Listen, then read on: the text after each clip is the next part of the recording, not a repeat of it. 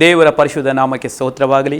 ಪ್ರಿಯ ಆತ್ಮೀಯ ವೀಕ್ಷಕರೇ, ತಿರುಗೊಮ್ಮೆ ನಿಮ್ಮ ಬಳಿಗೆ ಬರುವಂತೆ, ನಿಮ್ಮ ಮುಂದೆ ಬರುವಂಥ ದೇವರಿಗೆ ಕೃಪೆ ಕೊಟ್ಟದಕ್ಕಾಗಿ ಸ್ತೋತ್ರ ಮಾಡ್ತೇನೆ.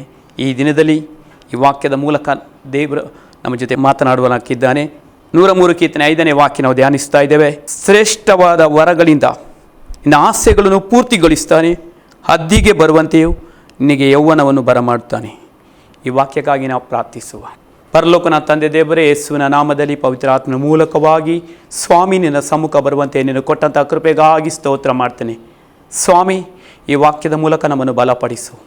ಈ ವಾಕ್ಯವು ನಾವೆಲ್ಲರ ಜೀವಿತದಲ್ಲಿ ಕಾರ್ಯಗತವಾಗಲಿ, ಬಲಪಡಿಸಲಿ, ನಿನ್ನನ್ನು ಇನ್ನೂ ಹೆಚ್ಚಾಗಿ ನೆಲೆಗೊಳಿಸಲಿ. ಈ ವಾಕ್ಯಗಳಲ್ಲಿ ದೇವರಿರುವಂಥ ಬಿಡುಗಡೆ, ಈ ವಾಕ್ಯದಲ್ಲಿರುವಂಥ ಆಶೀರ್ವಾದ, ಈ ವಾಕ್ಯದಂಥ ಸಮೃದ್ಧಿ, ಈ ವಾಕ್ಯದಂಥ ಸಮಾಧಾನ ಪ್ರತಿಯೊಬ್ಬರು ಅನುಭವಿಸುವಂಥ ಕೃಪೆಗಳು, ಈ ವಾಕ್ಯವನ್ನು ಕೇಳುವಂಥವರು, ವೀಕ್ಷಿಸುವಂಥ ಪ್ರತಿಯೊಂದು ವೀಕ್ಷಕರಲ್ಲಿ ನಿನ್ನ ಬಲವಾದ ಕಾರ್ಯಗಳು, ಕ್ರಿಯೆಗಳು ನಡೆಯಲ್ಪಡಲಿ. ನಿನ್ನ ನಾಮವೊಂದೇ ಮಹಿಮೆ ಹೊಂದಲಿ. ಯೇಸುವಿನ ಹೆಸರಿನಲ್ಲಿ ತಂದೆ, ಆಮೇನ್. ಪ್ರಿಯ ವೀಕ್ಷಕರೇ, ಶ್ರೇಷ್ಠ ವರಗಳಿಂದ ನಿನ್ನ ಆಸೆಯನ್ನು ಪೂರ್ತಿಗೊಳಿಸುವನು. ದೇವರು ನಮ್ಮ ಆಸೆಗಳನ್ನು ತನ್ನ ಶ್ರೇಷ್ಠ ವರದ ಮೂಲಕ ಪೂರ್ತಿಗೊಳಿಸುವನು. ಯಾಕಂದರೆ ಹೃದಯದ ಆಸೆಯನ್ನು ಬಲ್ಲೆ ಆತನು. ನಮ್ಮ ಹೃದಯದ ಬಯಕೆಯನ್ನು ಈಡೇರಿಸುವಂಥ ನಮ್ಮ ದೇವರು ಸರ್ವಶಕ್ತನಾದ ದೇವರು. ಈ ದಿನದಲ್ಲಿ ನಮ್ಮೊಳಗಡೆ ಅನೇಕ ಆಶೆಗಳಿರಬಹುದು. ನನ್ನ ಜೀವಿತದಲ್ಲಿ ಈ ರೀತಿ ಆದರೆ ಒಳ್ಳೆಯದು, ಈ ರೀತಿ ಆದರೆ ಒಳ್ಳೆಯದು, ನನ್ನ ಮಕ್ಕಳ ಜೀವಿತದಲ್ಲಿ ಈ ರೀತಿ ಆದರೆ ಒಳ್ಳೆಯದು, ನನ್ನ ಜೀವಿತದಲ್ಲಿ ಅನೇಕ ಕಾರ್ಯಗಳಾದರೆ ಅನ್ನುವಂಥ ಆಸೆ ನಮ್ಮೊಳಗೆ ಅನೇಕ ವೇಳೆಯಲ್ಲಿ ನಮ್ಮನ್ನು ಕಾಡ್ತಿರಬಹುದು. ಆದರೆ ಕೆಲವೊಮ್ಮೆ ನಮ್ಮ ಆಸೆಗಳು ಸಿಗದಿದ್ದಾಗ ನಾವು ನಿರಾಸೆರಾಗಿ ಕುಗ್ಗಿ ಹೋಗುವಂಥ ದಿನಗಳು ಕೂಡ ಇರಬಹುದು. ಆದರೆ ದೇವರು ನಮ್ಮ ಹೃದಯದ ಬಯಕೆಯನ್ನು ಬಲ್ಲಾತನು. ನಮ್ಮ ದೇವರು ಕಳೆದುಕೊಂಡುದನ್ನಾದರೂ ಕೂಡ ತಿರುಗಿ ಕೊಡುವಂಥ ದೇವರು, ನಂಬಿಗಸ್ತನು. ನಮ್ಮ ದೇವರು ನಷ್ಟವಾದರೂ ಕೂಡ ಅದನ್ನು ಲಾಭವನ್ನಾಗಿ ಮಾಡುವಂಥ ದೇವರು, ತುಂಬಿಸಿ ಕೊಡುವಂಥ ದೇವರು. ನಾನಾದರೂ ಸಮೃದ್ಧಿಯನ್ನು ಉಂಟು ಮಾಡುವುದಕ್ಕಾಗಿ ಬಂದಿದ್ದೇನೆ ಅಂತ ಕರ್ತನಾದ ಯೇಸುವನ್ನು ಹೇಳುವುದನ್ನು ನಾವು ಓದಿಲಿರುವೆ. ಪ್ರಿಯ ದೇವ ಮಗುವೆ, ಈ ದಿನದಲ್ಲಿ ವಿಶೇಷವಾಗಿ ನಾವು ಧ್ಯಾನಿಸುವ ಯಾರ ಆಸೆಗಳನ್ನು ದೇವರು ಇವತ್ತು ಪೂರ್ತಿಗೊಳಿಸಲು ಬಯಸ್ತಾ ಇದ್ದಾನೆ, ಯಾರ ಆಸೆಯನ್ನು ಆತನು ಪೂರೈಸುವನಾಗಿದ್ದಾನೆ. ಒಂದನೇದಾಗಿ 107 ಕೀರ್ತನೆ 9ನೇ ವಾಕ್ಯ ಹೇಳ್ತಾ ಇದೆ, ಆತನು ಬಾಯಾರಿದವರ ಆಸೆಯನ್ನು ಪೂರೈಸಿ ಹಸಿದವರನ್ನು ಮೃಷ್ಟಾನ್ನದಿಂದ ತೃಪ್ತಿಗೊಳಿಸ್ತಾ ಇದ್ದಾನೆ. ಆತನು ಬಾಯಾರಿದವರ ಆಸೆಯನ್ನು ಪೂರೈಸಿ ಹಸಿದವರನ್ನು ಮೃಷ್ಟಾನ್ನದಿಂದ ತೃಪ್ತಿಪಡಿಸ್ತಾನೆ. ಬಾಯಾರಿದವರು, ಇವತ್ತು ಕರ್ತನಲ್ಲಿ ನಾವು ಏನಾದರೂ ಹೊಂದಿಕೊಳ್ಬೇಕಾದ್ರೆ, ಆತ್ಮಿಕವಾಗಿ ನಾವು ಮುಖ್ಯವಾಗಿ ನಾವು ನೋಡುವುದಾದರೆ, ಕೆಲವರು ಅನೇಕರು ಆಸೆ ಪಡ್ತಾರೆ, ಆತ್ಮಿಕ ವರಗಳಿಂದ ನಾನು ತುಂಬಲ್ಪಡಬೇಕು, ಆತ್ಮಿಕ ಫಲಗಳಿಂದ ನಾನು ತುಂಬಲ್ಪಡಬೇಕು, ಕರ್ತನಿಗಾಗಿ ಸೇವೆ ನಾವು ಮಾಡಬೇಕು, ಕರ್ತನಿಗಾಗಿ ನಾನು ದಾಹುಳ್ಳವನಾಗಬೇಕು, ಕರ್ತನಿಗಾಗಿ ನಾನು ಅನೇಕ ಕಾರ್ಯವನ್ನು ಮಾಡಬೇಕು. ನಿಜವೇ. ಆದರೆ ಈ ಆಸೆಗಳು ಪೂರೈಸುವ ಒಂದು ಕಾರಣ ನಮ್ಮಲ್ಲಿರುವಂತಹ ದಾಹ ಉಳ್ಳವನು ನನ್ನ ಬಳಿಗೆ ಬಂದು ಕುಡಿಯಲಿ. ಇವತ್ತು ದಾಹ, ನಮ್ಮಲ್ಲಿರುವಂಥ ಆಸೆ, ನಮ್ಮಲ್ಲಿ ಆಸಕ್ತಿ ನಮ್ಮ ಇಷ್ಟಾರ್ಥವನ್ನು ನೆರವೇರಿಸುವಂತೆ ಮಾಡ್ತಾ ಇದೆ. ಆಸಕ್ತಿಯಿಂದ ಆತನು ಆಸಕ್ತಿಯಿಂದ ಹುಡುಕುವಾಗ ಆತನು ಯಾರಿಗೂ ದೂರವಾದವನಲ್ಲ. ಆಸಕ್ತಿಯಿಂದ ಕೇಳುವುದಾದರೆ ಆತನು ತಳ್ಳುವವನಲ್ಲ. ಆಸಕ್ತಿಯಿಂದ ಹುಡುಕುನಾದರೆ ಆತನು ಸಿಗುವನು. ಆಸಕ್ತಿ, ದಾಹ, ಆಸೆ. ಸ್ತೋತ್ರವಾಗಲಿ. ಜಕ್ಕಯ್ಯನಿಗೊಂದು ಆಸೆ ಬಂತು. ನಾನು ಯೇಸು ಸ್ವಾಮಿಯನ್ನು ನೋಡಬೇಕೆಂಬ ಆಸೆ ಅವನಲ್ಲಿ ಬಂದರಿಂದ ಅವನು ತನ್ನಷ್ಟಕ್ಕೆ ಕೂತುಕೊಳ್ಳಲ್ಲ. ಆತನು ಹೋಗಿ ಆಲದ ಮರವನ್ನು ಹತ್ತಿದನು. ಆಲದ ಮರವನ್ನು ಹತ್ತಿ ಪ್ರಯಾಸಪಟ್ಟು ಹತ್ತಿದಂಥ ಜಕ್ಕಯ್ಯನ ಆಸೆ ದೇವರಿಗೆ ತಿಳಿದೋಯ್ತು.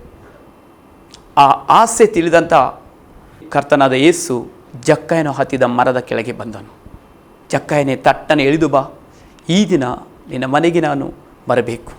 ನೋಡಿ ಪ್ರಿಯರೇ, ಇವತ್ತು ಆಸೆಯು, ದಾಹವು ನಮ್ಮನ್ನು ದೇವರ ಬಳಿಗೆ ನಡೆಸ್ತಾ ಇದೆ. ಯೆಶಾಯ 55ನೇ ಅಧ್ಯಾಯದಲ್ಲಿ 1ನೇ ವಾಕ್ಯದೆ, ಬಾಯಾರಿದ ಸಕಲ ಜನರೇ ನೀರಿನ ಬಳಿಗೆ ಬನ್ನಿರಿ, ಕ್ರಯವಿಲ್ಲದೆ ಕುಡಿಯಿರಿ. ಬಾಯಾರದ ಸಕಲ ಜನರೇ, ದಾಹವುಳ್ಳವರೇ, ಆಸಕ್ತಿ ಉಳ್ಳವರೇ, ಹಸಿದವರೇ, ಕರ್ತನಿವರು ನಮ್ಮ ಆಸೆಯನ್ನು ನೋಡ್ತಾನೆ. ನನ್ನಲ್ಲಿ ಆಸೆ ಇರುವುದಾದರೆ ಆತ್ಮಿಕವಾದ ದೇವರು ನಮ್ಮನ್ನು ಇನ್ನೂ ಹೆಚ್ಚಾಗಿ ನಮ್ಮನ್ನು ತುಂಬಿಸುವನಾಗಿದ್ದಾನೆ. ಆಸೆ ನಮ್ಮನ್ನು ದೇವರಿಂದ ಇನ್ನೂ ಸಮೃದ್ಧಿಯಾಗಿ ಜೀವಿಸುವಂಥ ಒಂದು ಕೃಪೆ ನಮಗೆ ತರ್ತಾ ಇದೆ. ದೇವನ ಸ್ತೋತ್ರವಾಗಲಿ. ಪೌಲನ ಜೀವಿತದಲ್ಲಿ ನಾವು ನೋಡ್ತಾ ಇದ್ದೇವೆ. ಪೌಲನು ಆರಂಭದಲ್ಲಿ ನಾವು ನೋಡ್ತೇವೆ, ಅವನ ಹಳೆಯ ಜೀವಿತದ ನೋಡುವಾಗ ಆತನು ಹಿಂಸಕನಾಗಿದ್ದನು. ಸ್ತೋತ್ರವಾಗಲಿ. ಹಿಂಸಕನಾಗಿ ಕ್ರಿಸ್ತಿಯ ಮಾರ್ಗದಲ್ಲಿ ಇದ್ದವರನ್ನು ಅನೇಕರು ಹಿಂಸಿಸುವಂಥ ಒಂದು ಕಾರ್ಯ ಆತನು ಮಾಡ್ತಾ ಇದ್ದ. ಸ್ಟೇಫನನು ಸ್ತೋತ್ರವಾಗಲಿ, ಆತನು ಕಲ್ಲೆಸೆದು ಕೊಲ್ಲುವಾಗ ಆತನು ಕೊಲ್ಲುವವರ ಬಟ್ಟೆಗಳನ್ನು ಕಾಯುವಂಥ ಒಬ್ಬ ವ್ಯಕ್ತಿಯಾಗಿದ್ದ. ಇಂಥ ಪೌಲನು ಆತನ ಆಸೆ ಕರ್ತನಲ್ಲಿ ಬಂದ ವೇಳೆಯಲ್ಲಿ ಆತನು ಹೇಳುವಂಥ ಒಂದು ಆಸೆ ನಾವು ನೋಡುವ ಫಿಲಿಪಿಯವರಿಗೆ ಬರೆದ ಪತ್ರಿಕೆಯಲ್ಲಿ ನಾವು ನೋಡ್ತಾ ಇದ್ದೇವೆ. ಫಿಲಿಪಿಯವರಿಗೆ ಬರೆದ ಪತ್ರಿಕೆ 1ನೇ ಅಧ್ಯಾಯದಲ್ಲಿ 23ನೇ ವಾಕ್ಯ. ಈ ಎರಡರ ನಡುವೆ ನಾನು ಸಿಕ್ಕಿ ಹಾಕಿಕೊಂಡಿದ್ದೇನೆ, ಇಲ್ಲಿಂದ ಹೋಗಿ ಬಿಟ್ಟು ಕ್ರಿಸ್ತನ ಜೊತೆಯಲ್ಲಿರಬೇಕೆಂದೇ ನಮ್ಮ ಅಭಿಲಾಷೆ, ಅದು ಉತ್ತಮೋತ್ತಮ. ಈ ಎರಡರ ನಡುವೆ ನಾನು ಸಿಕ್ಕಿ ಹಾಕಿಕೊಂಡಿದ್ದೇನೆ, ಇಲ್ಲಿಂದ ಹೋಗಿ ಬಿಟ್ಟು ಕ್ರಿಸ್ತನ ಜೊತೆಯಲ್ಲಿ ಇರಬೇಕೆಂದೇ ನನ್ನ ಆಸೆ, ನನ್ನ ಅಭಿಲಾಷೆ. ಕ್ರಿಸ್ತನೊಂದಿಗೆ ಇರುವಂಥ ಒಂದು ಆಸೆಯನ್ನು ಅಪೊಸ್ತಲನಾದ ಪೌಲನು ತೋಡಿಕೊಳ್ಳುವುದನ್ನು ನಾವು ನೋಡ್ತಾ ಇದ್ದೇವೆ. ಕ್ರಿಸ್ತನೊಳಗಿರುವಂಥ ಆಸೆ. ಸ್ತೋತ್ರವಾಗಿ. 21ನೇ ಫಿಲಿಪಿಯವರಿಗೆ ಬರೆದ 1ನೇ ಅಧ್ಯಾಯ 21ನೇ ವಾಕ್ಯತೆ, ನನಗಂತೂ ಬದುಕುವುದೆಂದರೆ ಕ್ರಿಸ್ತನು, ಸಾಯುವುದು ಲಾಭವೇ. ಸ್ತೋತ್ರವಾಗಲಿ. ಯಾಕೆ? ಶರೀರದಲ್ಲಿ ಬದುಕಬೇಕಾದಲ್ಲಿ ಕೆಲಸ ಮಾಡಿ ಫಲವನ್ನು ಹೊಂದಲು ನನಗೆ ಅನುಕೂಲವಾಗುವುದು. ಈಗರಲ್ಲಿ ಯಾವುದನ್ನು ಆರಿಸಿಕೊಳ್ಳಬೇಕೆಂದು ನನಗೆ ತೋರದು. ಎರಡರ ನಡುವೆ ನಾನು ಸಿಕ್ಕಿ ಹಾಕಿಕೊಂಡಿದ್ದೇನೆ. ಆದರೆ ಇಲ್ಲಿಂದ ಹೋಗಿಬಿಟ್ಟು ಕ್ರಿಸ್ತನ ಜೊತೆಯಲ್ಲಿ ಇರುವುದೇ ನನಗೆ ಆಸೆ. ಕ್ರಿಸ್ತನ ಒಂದು ಸಾನ್ನಿಧ್ಯವನ್ನು ಬಯಸುವಂಥ ಒಂದು ಆಸೆ ಪೌಲನಲ್ಲಿ ಇತ್ತು. ದೇವನ ಸ್ತೋತ್ರವಾಗಲಿ. ಈ ದಿನದಲ್ಲಿ ಕ್ರಿಸ್ತನ ಸಂಗಡ ಇರಬೇಕೆಂಬ ಆಸೆ ಇರುವುದಾದರೆ ದೇವರು ಯಾವಾಗಲೂ ನಮ್ಮ ಜೊತೆ ಇರಲು ಬಯಸ್ತಾ ಇದ್ದಾನೆ. ಆಸೆಯು ನಮ್ಮನ್ನು ಕರ್ತನಲ್ಲಿ ನಡೆಸ್ತಾ ಇದೆ. ಶ್ರೇಷ್ಠವಾದ ಆಸೆ. ದೇವರ ಸ್ತೋತ್ರವಾಗಲಿ. ದಾವೀದನ ಆಸೆಯನ್ನು ಆತನ ಹೇಳ್ಕೊಳ್ತಾ ಇದ್ದಾನೆ. ಕೀರ್ತನೆಗಾರನಾದ ದಾವೀದನು 27 ಕೀರ್ತನೆ 4ನೇ ವಾಕ್ಯದಲ್ಲಿ ನಾವು ಓದಿಕೊಳ್ಳುವಾಗ, ನನ್ನ ಜೀವಮಾನವನ್ನೆಲ್ಲ ಯೆಹೋವನ ಮನೆಯಲ್ಲಿ ವಾಸ ಮಾಡುತ್ತಾ ಆತನ ಪ್ರಸನ್ನತೆಯನ್ನು ನೋಡುವುದಕ್ಕೂ ಆತನ ಮಂದಿರದಲ್ಲಿ ಧ್ಯಾನ ಮಾಡುವುದಕ್ಕೂ ನನಗೆ ಅಪ್ಪಣೆಯಾಗಬೇಕೆಂಬ ಒಂದೇ ವರವನ್ನು ಯೆಹೋವನಿಂದ ಕೇಳಿಕೊಂಡು ಎದುರು ನೋಡುವನಾಗಿದೆ. ನನ್ನ ಆಸೆ ಯೆಹೋವನ ಮನೆಯಲ್ಲಿ ವಾಸ ಮಾಡಬೇಕೆಂಬ ಆಸೆ ದಾವೀದನ ಆಸೆಯಾಗಿತ್ತು. ಆತನ ಪ್ರಸನ್ನತೆಯನ್ನು ನೋಡುವಂಥ ಆಸೆ ದಾವೀದನ ಆಸೆಯಾಗಿತ್ತು. ಆತನ ಮಂದಿರದಲ್ಲಿ ಯಾವಾಗಲೂ ಧ್ಯಾನ ಮಾಡಬೇಕೆಂಬ ಆಸೆಯಾಗಿತ್ತು. ಕೀರ್ತೆ 122 ಅಧ್ಯಾಯ 1ನೇ ವಾಕ್ಯದಲ್ಲಿ ದಾವೀದನು ಹೇಳುವಂಥ ಮಾತು ನಮಗೆ ತಿಳಿದಿರುವಂಥ ಮಾತು, ಯೆಹೋವನ ಮಂದಿರಕ್ಕೆ ಹೋಗೋಣ ಬಾ ಎನ್ನುವಾಗ ಜನರು ನನ್ನ ಕರೆಗೆ ನನಗೆ ಸಂತೋಷವಾಯಿತು. ಒಂದು ಆಸೆ, ಕರ್ತನ ಬಳಿಗೆ ಬರುವಂಥ ಆಸೆ. ಆದರೆ ಈ ದಿನಗಳಲ್ಲಿ ನಾವು ನೋಡ್ತಾ ಇದ್ದೇವೆ, ಭಾನುವಾರ ಆರಾಧನೆಯಲ್ಲಿ ನಾವು ನೋಡ್ತಾ ಇದ್ದೇವೆ, ಅನೇಕ ವೇಳೆಯಲ್ಲಿ ಜನರು ಆರಾಧನೆ ಬರುವುದಕ್ಕಿಂತ ಹೆಚ್ಚಾದ ರೀತಿ ಹೊರಗಡೆ ಸಮಾರಂಭಗಳಿಗೆ, ಮದುವೆಗಳಿಗೆ, ಪಾರ್ಟಿಗಳಿಗೆ ಹೋಗಿ ದೇವರ ಸನ್ನಿಧಿಯನ್ನು, ದೇವರ ಆರಾಧನೆಯನ್ನು ತಿರಸ್ಕಾರ ಮಾಡುವಂಥ ವಿಷಯ ಈ ದಿನಗಳಲ್ಲಿ ನಾವು ನೋಡ್ತಾ ಇದ್ದೇವೆ. ಆದರೆ ಪ್ರಿಯರೇ, ನಮ್ಮ ಒಳಗಿರುವಂಥ ಆಸೆ ಇವತ್ತು ಕ್ರಿಸ್ತನ ಬಳಿಗೆ ನಡೆಸ್ತಾ ಇದೆ, ಆರಾಧನೆಗೆ ನಡೆಸ್ತಾ ಇದೆ, ಪ್ರಾರ್ಥನೆಗೆ ನಡೆಸ್ತಾ ಇದೆ, ಆತನ ಸನ್ನಿಧಿಯನ್ನು ಹುಡುಕಿಕೊಂಡು ಬರುವಂತೆ ಮಾಡ್ತದೆ.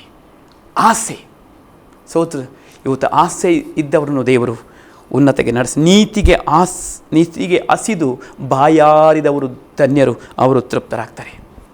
ನೀತಿಯ ಕುರಿತಾದ ಆಸೆ, ನೀತಿಗೆ ಹಸಿದು ಬಾಯಾರುವುದಾದರೆ ನೀನು ತೃಪ್ತನಾಗ್ತಿ. ಸ್ತೋತ್ರವಾಗಲಿ. ಇವತ್ತು ನಾನು ನೀತಿವಂತನಾಗಿದ್ದೇನೆ, ನನಗೆ ನೀತಿ ಸಾಕು ಎನ್ನುವಂಥ ಮಟ್ಟಿಗೆ ಕೆಲವರು ಇರ್ಬೋದು.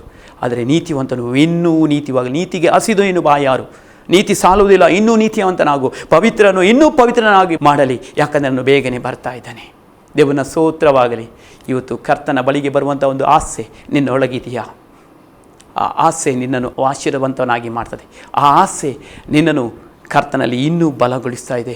ಆ ಆಸೆ ಕ್ರಿಸ್ತನೊಂದಿಗೆ ಇರುವಂಥ ಸಂಬಂಧವನ್ನು ಸೂಚಿಸ್ತಾ ಇದೆ. ದೇವರ ಸ್ತೋತ್ರವಾಗಲಿ. ಯೇಸು ಸ್ವಾಮಿ ಹೇಳುವಂಥ ವಾಕ್ಯ ಮತ್ತಾಯ 6ನೇ ಅಧ್ಯಾಯ 33ನೇ ವಾಕ್ಯ ನಮಗೆ ತಿಳಿದಿರುವಂಥ ವಾಕ್ಯವೇ, ಮೊದಲು ದೇವರ ರಾಜ್ಯಕ್ಕಾಗಿ ನೀತಿಗಾಗಿ ತವಕ ಪಡಿ, ಅವೆಲ್ಲವುಗಳ ಸಹಿತ ಉಳಿದೆಲ್ಲವೂ ನಿಮಗೆ ಸಿಗುವುದು. ಇವತ್ತು ಏನು ಬೇಕು ಅವಶ್ಯಕತೆ ನನ್ನ ಕರ್ತನು ಬಲ್ಲಾತನು. ಆದರೆ ನಮ್ಮ ಆಸೆ ಕರ್ತನ ಜೊತೆಯಲ್ಲಿರಬೇಕು. ಆತ ನೀತಿ ನನಗೆ ಬೇಕು, ಆತನ ಪ್ರಸನ್ನತೆ ನನಗೆ ಬೇಕು, ಆತನ ಸಾನ್ನಿಧ್ಯ ಬೇಕು. ದಾವೀದನು ಅದನ್ನೇ ಹೇಳ್ಕೊಳ್ತಾ ಇದ್ದೇನೆ, ನನ್ನ ಜೀವಮಾನ ಮೇಲೆಲ್ಲ ಆತನ ಮನೆಯಲ್ಲಿ ನಾನು ಇರಬೇಕು. ಒಂದೇ ಒಂದು ಆಸೆ, ಅದು ಕರ್ತನ ಜೊತೆ ಇರುವಂಥ ಆಸೆ. ಪ್ರಿಯ ದೇವ ಮಗುವೆ, ಈ ದಿನದಲ್ಲಿ ಕರ್ತನ ಸಾನ್ನಿಧ್ಯವನ್ನು ಬಯಸುವಂಥ ಆಸೆ ನನಗೂ ಮತ್ತು ನಿನಗೆ ಇರಲಿ. ಆ ಆಸೆ ನಿನ್ನ ಜೀವಿತದಲ್ಲಿ ದೊಡ್ಡ ಕಾರ್ಯವನ್ನು ನಡೆಸಲಿಕ್ಕೆ ಶಕ್ತವಾಗಿದೆ. ದೇವರ ಸ್ತೋತ್ರವಾಗಲಿ. ಎರಡನೇದಾಗಿ ನಮಗಿರುವಂಥ ಆಸೆ ಯಾವುದು? ಸ್ತೋತ್ರವಾಗಲಿ.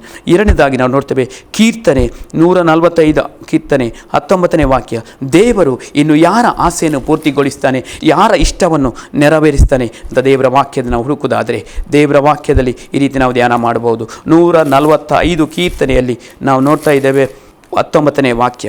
ತನ್ನಲ್ಲಿ ಭಯಭಕ್ತಿ ಉಳ್ಳವರ ಇಷ್ಟವನ್ನು ನೆರವೇರಿಸುತ್ತಾನೆ, ಅವರ ಕೂಗನ್ನು ಕೇಳಿ ರಕ್ಷಿಸ್ತಾ ಇದ್ದಾನೆ. ತನ್ನಲ್ಲಿ ಭಯಭಕ್ತಿ ಉಳ್ಳವರ ಇಷ್ಟವನ್ನು ನೆರವೇರಿಸ್ತಾನೆ, ಅವರ ಕೂಗನ್ನು ಕೇಳಿ ರಕ್ಷಿಸ್ತಾ ಇದ್ದಾನೆ. ಪ್ರಿಯ ದೇವ ಮಗುವೆ, ದೇವರಲ್ಲಿನ ಭಯಭಕ್ತಿ ನಿನ್ನ ಇಷ್ಟವನ್ನು ನೆರವೇರಿಸುವಂತೆ ಮಾಡ್ತದೆ. ನಿನ್ನ ಜೀವಿತದಲ್ಲಿ ಒಳಗಡೆ ಅನೇಕ ಆಸೆಗಳು ಇರಬಹುದು.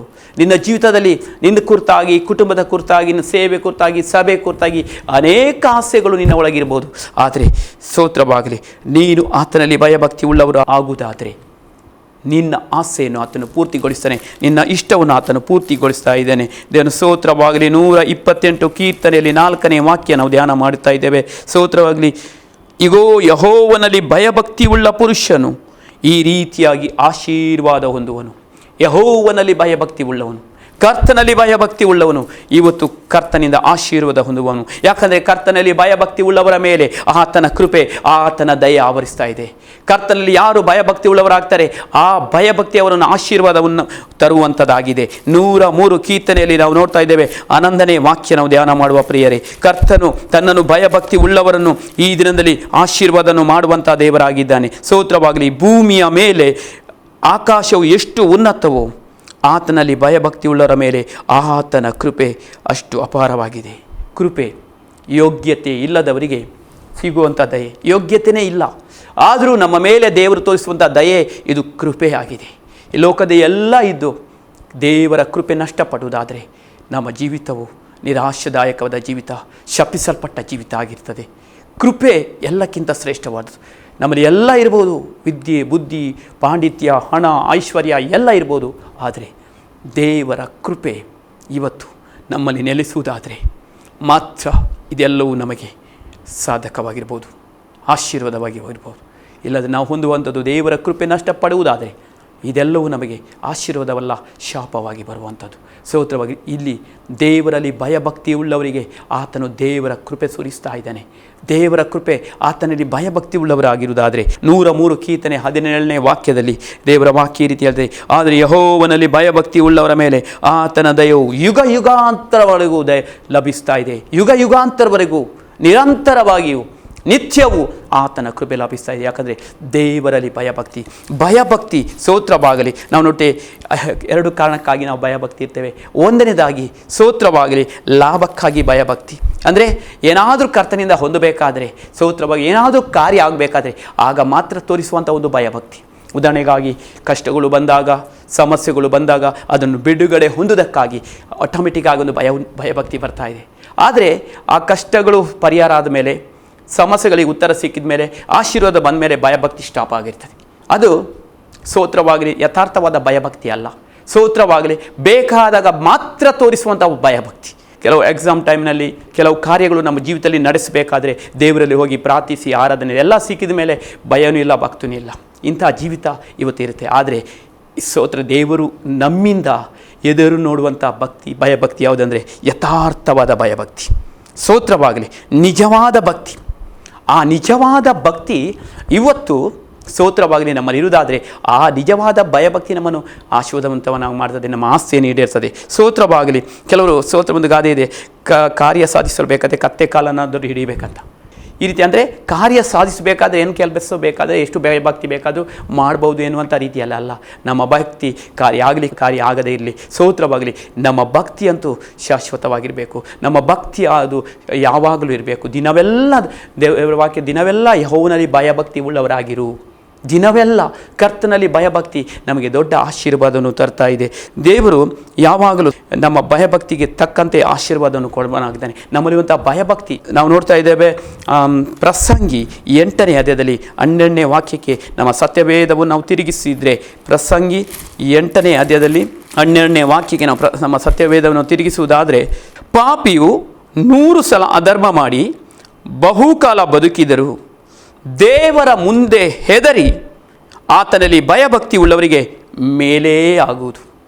ಪಾಪಿಯು 100 ಸಲ ಅಧರ್ಮ ಮಾಡಿ ಬಹುಕಾಲವನ್ನು ಬಿದ್ದರೂ ದೇವರ ಮುಂದೆ ಹೆದರಿ ಆತನಲ್ಲಿ ಯಾರು ಭಯಭಕ್ತಿ ಉಳ್ಳವರಾಗ್ತಾರೆ ಅವರಿಗೆ ಮೇಲಾಗ್ತಾರೆ. ಆದರೆ ದುಷ್ಟನಿಗೆ ಮೇಲಾಗದು. ದೇವರನ್ನು ಅಲಕ್ಷ್ಯ ಮಾಡುವವನಿಗೆ ಮೇಲಾಗೋದು. ದೇವರಲ್ಲಿ ಭಯಭಕ್ತಿ ಉಳ್ಳವರಿಗೆ ದೇವರು ಮೇಲನ್ನು ಉನ್ನತಿಯನ್ನು ಕೊಡುವನು, ಆಶೀರ್ವಾದವನ್ನು ಮಾಡುವನು. ಸೋತ್ರ ಮಾತ್ರವಲ್ಲದೆ ಅವನ ಇಷ್ಟಾರ್ಥವನ್ನು ದೇವರು ನೆರವೇರಿಸುವನು. ಸ್ತೋತ್ರವಾಗಲಿ. ಜ್ಞಾನೋಕ್ತಿಯಲ್ಲಿ 10ನೇ ಅಧ್ಯಾಯದಲ್ಲಿ 27ನೇ ವಾಕ್ಯ ನಾವು ನೋಡ್ತಾ ಇದ್ದೇವೆ. ಸ್ತೋತ್ರವಾಗಲಿ. ಜ್ಞಾನೋಕ್ತಿ 10:27. ಸ್ತೋತ್ರ. ಯೆಹೋವನಿಗೆ ಭಯಪಡುವ ದಿನಗಳಿಗೆ ವೃದ್ಧಿ. ಯೆಹೋವನಿಗೆ ಭಯಪಡುವಂತಹ ದಿನಗಳಿಗೆ ವೃದ್ಧಿ. ಸ್ತೋತ್ರವಾಗಲಿ. ದೇವರು ಆಶೀರ್ವಾದ ಮಾಡುವನಾಗಿದ್ದಾನೆ. ಸ್ತೋತ್ರವಾಗಲಿ. ಯೆಹೋವನಿಗೆ ಭಯಪಡುವ ದಿನಗಳಿಗೆ ವೃದ್ಧಿ, ದುಷ್ಟರ ವರ್ಷಗಳಿಗೆ ಕ್ಷಯ. ಸ್ತೋತ್ರವಾಗಲಿ. ಇವತ್ತು ದೇವರಲ್ಲಿ ಭಯಭಕ್ತಿ ಉಳ್ಳವರಿಗೆ ದೇವರು ಮೇಲನ್ನು ಉಂಟು ಮಾಡುವನಾಗಿದ್ದಾನೆ. ದೇವರು ಆಶೀರ್ವಾದ, ಅವರ ಆಸೆಯನ್ನು ದೇವರು ಈಡೇರಿಸುವನಾಗಿದ್ದಾನೆ. ಸ್ತೋತ್ರವಾಗಲಿ. ಕಡೆಯ ದಿವಸಗಳು ಸ್ತೋತ್ರವಾಗಿ ಭಕ್ತಿಗೆ ವಿರುದ್ಧವಾದ ಕಾರ್ಯಗಳು ಬರುವುದಂತ ಸತ್ಯವೇದ ನಾವು ನೋಡ್ತೇವೆ. ಸ್ತೋತ್ರವಾಗಲಿ. ಭಕ್ತಿಹೀನತೆ ಕಾರ್ಯಗಳು ಹೆಚ್ಚುತ್ತಾ ಇರ್ತದೆ.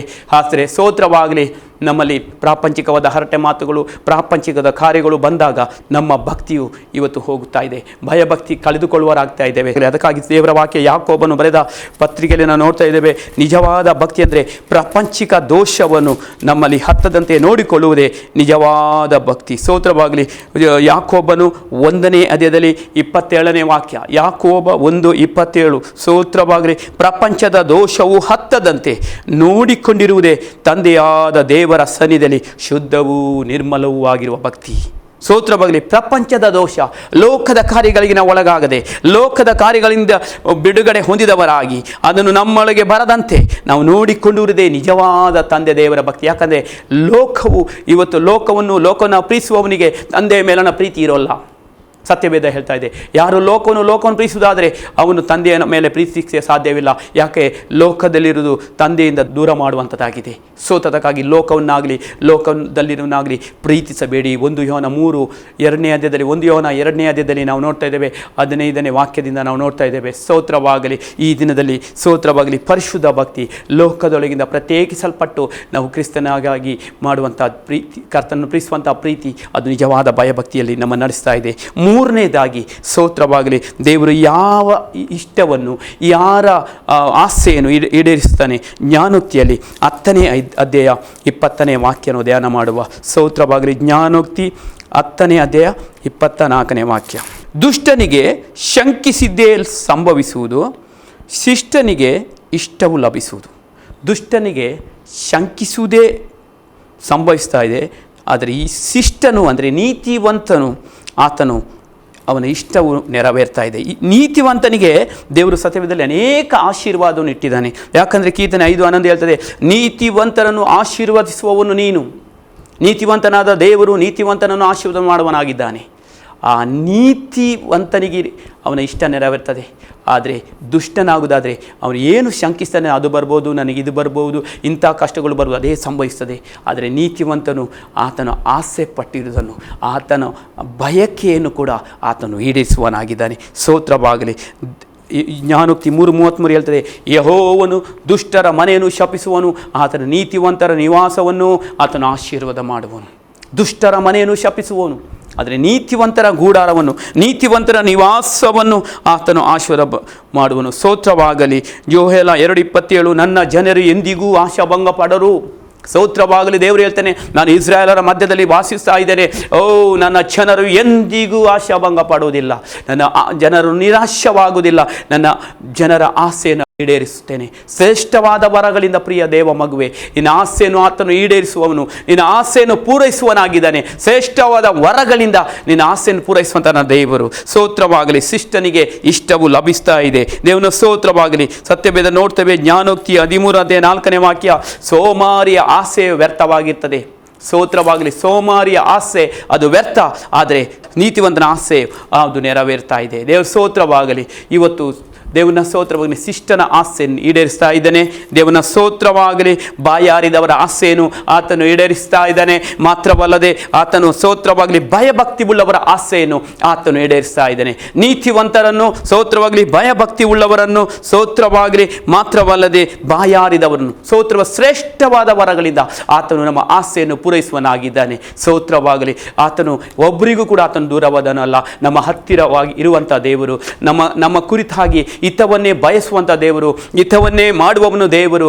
ನಮ್ಮ ಜೊತೆಯಲ್ಲಿರುವವನು ದೇವರು. ಸ್ತೋತ್ರವಾಗಿ ನಮ್ಮ ಜೊತೆಯಲ್ಲೇ ನಡೆಯುವಂಥ ದೇವರು. ನಮ್ಮ ಆಸೆ ಏನಿದೆ ಪ್ರಿಯ ನನ್ನ ದೇವರೇ, ದೇವ ಮಗುವೆ, ದೇವರು ಎಲ್ಲವನ್ನು ತಿಳಿದವನಾಗಿದ್ದಾನೆ. ನಮ್ಮ ಆಸೆ ಒಳಗಿರುವಂಥ ಆಸೆ ಕೂಡ ಅನೇಕ ನಮ್ಮನ್ನು ಅರ್ಥ ಮಾಡಿಕೊಳ್ಳದೇ ಇರಬಹುದು. ನಮ್ಮ ಬಂಧುಗಳು ನಮ್ಮನ್ನು ಅರ್ಥ ಮಾಡಿಕೊಳ್ಳದೇ ಇರಬಹುದು. ನಮ್ಮ ಆಸೆ, ನಮ್ಮ ಬಯಕನ್ನು ತಿಳಿಯದೇ ಇರಬಹುದು. ನಮ್ಮನ್ನು ಅಸಡ್ಡೆ ಮಾಡಿರಬಹುದು. ಆದರೆ ದೇವರು ನಮ್ಮ ಒಳಗಿರುವಂಥ ಆಸೆ, ನಮ್ಮಲ್ಲಿರುವಂಥ ಬಯಕೆಯನ್ನು ಎಲ್ಲವನ್ನು ತಿಳಿದುಕೊಂಡು ಆತನು ನೀಡಲು ಶಕ್ತನಾಗಿದ್ದಾನೆ. ದೇವನ ಸ್ತೋತ್ರವಾಗಲಿ. ದೇವರ ವಾಕ್ಯಕ್ಕಾಗಿ ನಾವು ಪ್ರಾರ್ಥಿಸಿ ಸ್ತೋತ್ರವಾಗಲಿ. ಆ ಒಂದು ಆಸೆ ನಮ್ಮಲ್ಲಿ ಬರುವುದಕ್ಕಾಗಿ ನಾವು ಪ್ರಾರ್ಥಿಸುವ. ಪ್ರೀತಿಯುಳ್ಳ ದೇವರೇ, ಯೇಸುವಿನ ನಾಮದಲ್ಲಿ ಪವಿತ್ರ ಆತ್ಮನ ಮೂಲಕವಾಗಿ ಸ್ವಾಮಿ ನಿನ್ನ ಸಮ್ಮುಖ ಬರುವಂತೆ ಕೊಟ್ಟಂಥ ಕೃಪೆಗಾಗಿ ಸ್ತೋತ್ರ. ಬಾಯಾರಿದವರ ಆಸೆಯನ್ನು ಈಡೇರಿಸುವಂಥ ದೇವರು ನೀನಾಗಿದೆ. ಅವರನ್ನು ತೃಪ್ತಿಪಡಿಸುವಂಥ ದೇವರು ನೀನಾಗಿದೆ ದೇವ. ನಿನಗಾಗಿ ಅಪ್ಪ ಹಸಿದು ಬಾಯಾರಿದವರು ಧನ್ಯರು ಅಂತ ನಿನ್ನ ವಾಕ್ಯ ಹೇಳ್ತದೆ ದೇವ. ಈ ವಾಕ್ಯದಿಂದ ದೇವ ನಿನ್ನ ಮಾತನಾಡಿದಕ್ಕಾಗಿ ಸ್ತೋತ್ರ. ನಿನ್ನ ಕುರಿತಾದ ಒಂದು ಆಸೆ ಅನೇಕ ಹೃದಯದಲ್ಲಿ ಬರಲೆಂದು ನಾವು ಪ್ರಾರ್ಥಿಸ್ತೇವೆ. ನಿನ್ನ ಆಲಯದ ಕುರಿತಾಗಿ, ನಿನ್ನ ಸಾನ್ನಿಧ್ಯದ ಕುರಿತಾಗಿ ನಿನ್ನೊಂದಿಗಿರುವಂಥ ಒಂದು ಆಸೆ ಅನೇಕರಲ್ಲಿ ಬರಲಿ ಈ ದಿನದಲ್ಲಿ ದೇವ. ಈ ಆಸೆಯ ಮೂಲಕ ಎಲ್ಲರೂ ಕರ್ತನೆ ಆಸೆ ಪಟ್ಟಂಥ ಎಲ್ಲ ಕಾರ್ಯಗಳು ನೆರವೇರಲಿ. ನಿನ್ನ ಅಭಿವೃದ್ಧಿ ಪಡಿಸಬೇಕಾಗಿ ನಿಮ್ಮಲ್ಲಿ ಕೇಳಿಕೊಳ್ತೇನೆ. ನಿನ್ನ ನಾಮವೇ ಮಹಿಮೆ ಹೊಂದಲಿ. ಯೇಸುವಿನ ನಾಮದಲ್ಲಿ ತಂದೆ, ಆಮೆನ್.